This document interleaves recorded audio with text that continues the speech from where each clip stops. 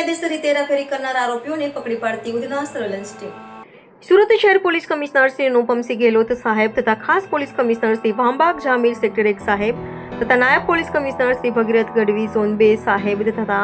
નાયબ police commissioner Shri Chirag Patel C division સાહેબને ગેરકાયદેસર રીતે પશુઓની હેરાફેરી કરતા ઇસમો વિરુદ્ધમાં કાયદેસરની કાર્યવાહી કરવા જરૂરી સૂચના આપેલ।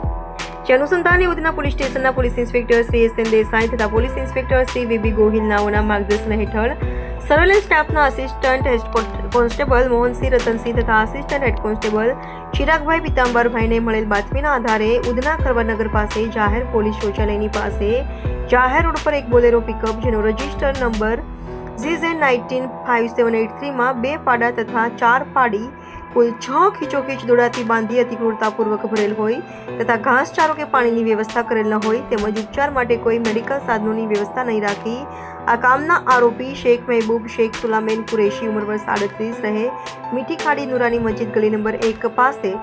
લિંબાયત સુરત તથા ચિસ્સો ખાન અલ્લાહ ખાન કુરેશી ઉંમર વર્ષ 55 રહે 103 ઉમિયા રેસિડેન્સી કોટપડિયું રાંદેર મોરા પાગલનાઓને પકડી પાડી